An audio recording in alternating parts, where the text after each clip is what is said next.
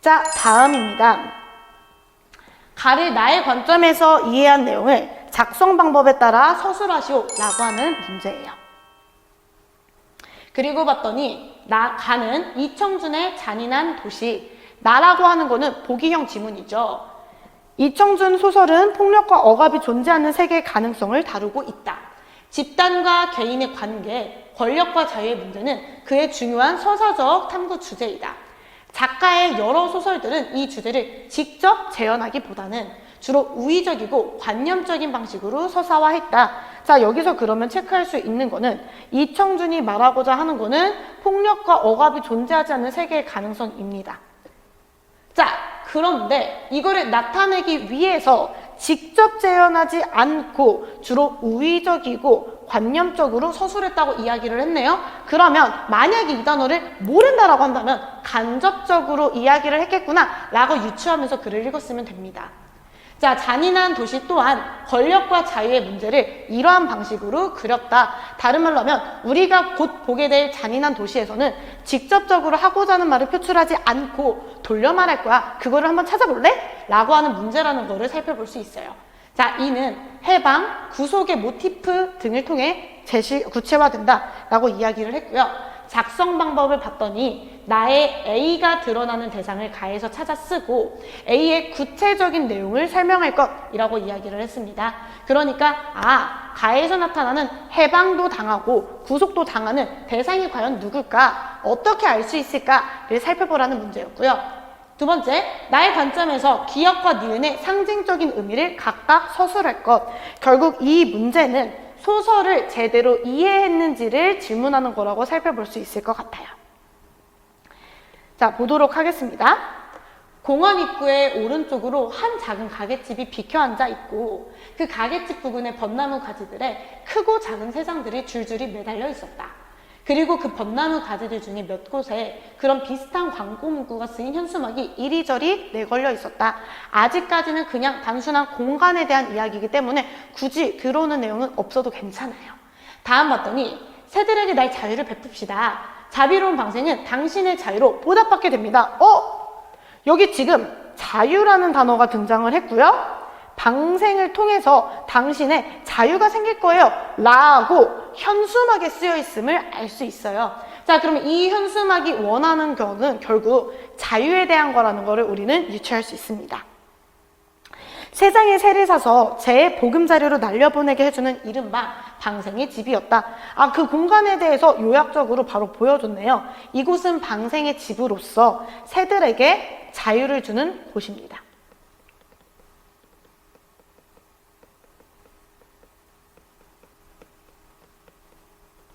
산에는 비로소 긴 망각의 골목을 벗어져 나온 듯 거기서 문득 발길을 머물러 섰다. 자, 여기에서 지금 인물이 등장을 했어요.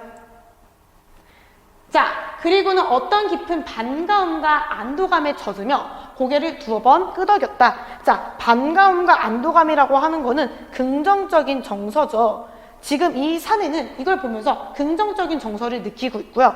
더불어 고개를 두어 번 끄덕였다. 비언어적인 태도를 통해서 뭔가 계속 긍정적으로 인지하고 인식하고 있음을 알 수 있을 것 같아요. 자, 사내의 그 마르고 지친 얼굴 위로는 잠시 어떤 희미한 미소 같은 것이 솟아 번지기까지 하였다. 그런데 지금 인지 자체는 긍정적으로 하고 있지만 사내의 본 모습은 마르고 지친 얼굴입니다. 여기에서 우리는 사내가 조금 고달프게 살았음을 유추할 수 있을 것 같아요. 자, 그리고 다음 봤더니 사내는 이윽고 다시 고개를 돌려 그가 걸어 나온 교도소 길목을 조심스럽게 한번 건너다 보고 나서 그 방생의 집 쪽으로 길을 건너갑니다. 여기서 우리 사내에 대한 정보가 구체적으로 제시가 되었죠. 사내는 교도소에서 걸어 나왔음을 알 수 있는 부분입니다. 그러면 마르고 지친 얼굴과 교도소라는 것을 합쳐서 사내의 정보를 추측할 수 있을 것 같아요. 사내는 수감 생활을 했던 사람이구나, 교도소에서 살던 사람이구나 라고 저희는 알 수 있을 것 같습니다. 그렇기 때문에 교도소라고 하는 곳은 갇혀있는 감금, 구속의 공간이잖아요. 그런 상황에서 방생의 집을 살펴보면 얼마나 기분이 좋겠어요. 그래서인지 그는 방생의 집 쪽으로 걸어가게 됩니다. 마침 그때 그 길 건너가게 집에서는 공원을 찾아온 중년의 사내 한 사람이 흥정을 한 건 끝내가던 참이었다. 이제 선생님께서 이 녀석에게 하늘과 숲을 마음껏 날개를 주신 겁니다. 이 날개는 그러면 자유를 위한 거겠네요. 맞죠? 그건 바로 이 녀석의 자유예요. 그리고 선생님께서 이 녀석의 자유를 사신 것은 바로 선생님 자신의 자유를 사신 겁니다. 실제로 새를 방생하고 있는 과정을 그 사내는 목격하게 되었습니다. 30이 좀 넘었을까 말까? 하관이 몹시 매끈하게 빨려내려간 얼굴 모습이 어딘지 좀 오만스럽고 인색스러운 인상을 풍기는 데다가 차가운 백동태 안경알 속에서 눈안에 몹시 연민스럽게 굴려대고 있는 가게집 젊은이 가게집 젊은이 위에서 보면은 새의 자유를 위하는 사람인 것 같아요. 그런데 뒤에 봤더니 이상해요. 이 사람 어때요? 외양 묘사가 오만스러워 보이고 인색스러워 보이고 엄청 영민스럽게 굴려대고 있는 모습이 드러나고 있습니다. 자, 이때 우리는 체크를 해야겠죠. 가게집 젊은이의 외양 묘사 그냥 나왔을 리가 없죠. 아마 추측컨대 이 사람은 자유를 말하지만 사실은 본심은 다를 거라는 것을 알 수 있어야 됩니다. 자, 그래서 외양 묘사를 통해서 기억은 부정적인 인물이겠다 라고 유추를 할 수 있고요. 위에 있던 새의 자유랑 엮어서 생각을 한다면 우리는 되게 겉과 속이 다른 인물이라는 거를 미리 추측할 수 있을 것 같아요. 심지어 기억의 상징적 의미니까 이걸 바탕으로 뒤에서 확실하게 살펴보고서 글을 적으면 되겠죠? 자, 그리고 줄거리입니다. 교도소에서 출감한 늙은 사내는 공원을 벗어나지 않고 계속 서성거리면서 새가게를 관찰합니다. 자, 왜 서성거리고 왜 새가게를 관찰할까요? 이 사람 방금 교도소에서 나왔기 때문에 저 자유가 그리웠던 게 아닐까요? 자, 그는 동전을 주어 자신과 감방 동료들의 자유를 기원하며 계속 새를 방생한다. 맞네요. 내가 지금 교도소에서 나왔어. 나 방금까지 구속됐었고 나 방금까지 너무너무 힘들었는데 이 억압에서 벗어났어. 그렇기 때문에 새들이 자유로워지면서 나도 내 동료들도 자유로워졌으면 좋겠어 라고 염원하고 있는 모습이라고 살펴볼 수 있을 것 같습니다. 자, 사내는 그 소리에 어슴푸리의 잠결에서 깨어나 머리 위에 뒤집어 쓰고 있던 야전 잠바와 자락을 밀어냈습니다. 한밤중에 웬 전짓불에 환한 빗줄기가 어두운 숲속을 장대처럼 이리저리 훑고 있어요. 그러니까 지금 상황이 잠결이었다. 그리고 한밤중이다. 밤이었기 때문에 이 사내는 그 근처에서 자고 있었나 보죠. 그런데 빗줄기랑 뭔가 부스럭거리는 것 때문에 깼다는 걸 알 수 있죠. 자, 빗줄기는 때로 나뭇가지들의 한 곳에서 곧게 고정되고 한 사내의 그림자가 그때마다 나무 위로 올라가 빗줄기 끝에서 열매를 따듯 잠든 새들을 집어내립니다. 여기서 체크할 수 있는 거. 이 전짓불의 빗줄기는 새를 찾으려고 하는 모습이구나 라고 하는 것을 살펴볼 수 있을 것 같아요. 잠결에 빛을 맞은 새들은 눈먼 장님처럼 옴짝달싹을 못하고 날개를 퍼들고 날아보는 새들도 방향을 못 잡고 좌충우돌하기 시작합니다. 나뭇가지에 부딪혀 떨어지는 놈도 있었고 재물의 땅바닥으로 곤두박질쳐 내리는 놈도 있었습니다. 자, 이렇게 그림자는 끊임없이 빗줄기를 들이대면서 잠든 새들을 사냥하기 시작을 합니다. 자, 그렇기 때문에 여기에서 이 빗줄기, 새를 잡기 위한 도구겠죠.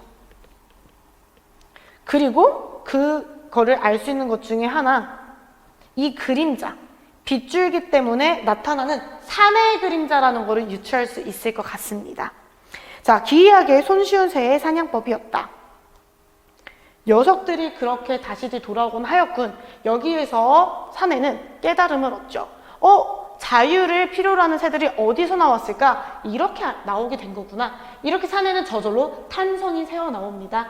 하지만 그 손쉬운 사냥법에 대한 사내의 감탄은 그리 긴 시간 계속될 수가 없었다. 맨 처음엔 와, 대단하다. 뭐 저렇게 하지? 라고 생각을 하다가 조용한 어둠 속에 빗줄기가 너무 세차기 때문이었을까? 한동안 숨을 죽인 채 어둠 속으로 그런 광경을 숨어보고 있던 사내는 자기도 모르게 문득 가슴이 떨려오기 시작을 합니다. 자, 가슴이 떨려오는 행위는 좋지 않은 행위이죠. 빗줄기가 까닭없이 두렵고 빗줄기를 조종하고 있는 사내의 그림자가 무턱대고 무서워지기 시작합니다. 왜일까요? 이 사내는 지금 무엇을 하고 있죠? 새를 잡고 있는 중입니다. 새를 잡고 있다는 건 다른 말로 하면은 새를 다시 구속하려는, 새를 다시 억압하려는 행위이기 때문에 이 사내는 그 새의 모습을 보면서 다시 두렵고 무서워지고 있음을 우리는 유추할 수 있어야 돼요. 아무래도 안 볼 것을 엿보고 있는 듯 사진마저 조그맣게 움츠러들고 있었다. 게다가 그 빗줄기는 이제 사내 쪽으로 자꾸만 가까이 거리를 좁혀들고 있었다. 이렇게 사내는 한밤 동안 계속 무섭게 떨고 있겠구나 라고 생각할 수 있을 것 같습니다. 자, 그리고 문제를 보도록 할게요. 나의 A가 드러나는 대상을 가에서 찾아 써라. 자, 이때 A는 해방과 구속이 드러나는 대상입니다. 사실은 뭐 세상이 될 수도 있고 방생의 집이 될 수 있고 여러 가지 키워드를 추출할 수 있을 것 같은데요. 저는 새라고 살펴봐야 한다고 생각을 합니다. 왜냐하면 해방과 구속이 드러나는 대상. 그러면 해방을 느끼기도 하고 구속을 당하기도 하는 대상이 되어야 될 텐데요. 그거는 당연히 새밖에 없다라고 살펴볼 수 있을 겁니다. 자, 그러면 여기서 구체적인 내용을 살펴봐야겠죠. 새는 낮에는 사람들에 의해 자유를 얻게 됩니다. 그래서 이 자유는 곧 해방을 의미한다고 살펴볼 수 있을 거고요. 자, 하지만 밤에는 누구에 의해? 사내에 의해. 이 사내는 교도소에서 나온 사내가 아니라 당연히 가게집 젊은이겠죠. 이 사내에 의해서 다시 구속당하는, 사냥당하는 존재라고 살펴볼 수 있을 것 같습니다. 그래서 첫 번째를 서술형으로 쓰면 나의 A가 드러내는 대상은 새이다. 왜냐하면 새는 낮에는 사람들에 의해서 자유를 얻는 듯 보이지만 밤에는 가게집 젊은이 혹은 사내에 의해서 다시 잡히는 존재로 구속을 당하고 해방을 당하는 존재가 반복되고 있기 때문이다 라고 쓰면 될 것 같습니다. 자, 그리고 이 나의 관점에서 기역과 니은의 상징적인 의미를 각각 서술을 해야죠. 왜냐하면 직접 제시 안 하고 돌려서 말하려고 했거든요. 자, 그래서 생각해야 되는 기역.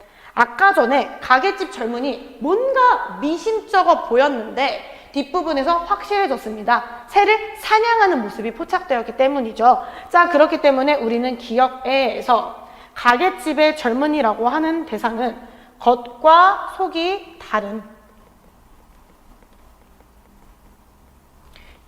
위선적인 인물이라고 살펴보면 될 것 같습니다. 자, 이거를 조금 더 구체적으로 쓰면은 낮에는 새에게 자유를 주는 듯 싶지만 밤에는 그 새를 자신의 이익을 위해서 다시 잡는 존재로 위선적인 인물이다. 다른 말로 하면은 새의 입장에서는 권력을 지닌 존재라고 살펴볼 수 있을 것 같습니다. 자, 그때 니은이라고 하는 거는 가게집 젊은 이가 새를 잡기 위해 활용되는 도구죠. 그렇기 때문에 이 전지불, 빗줄기라고 하는 것 자체는 이 위선적인 인물, 즉 폭력의 주체, 권력의 주체가 사용하는 폭력이라고 생각하면 될 것 같습니다.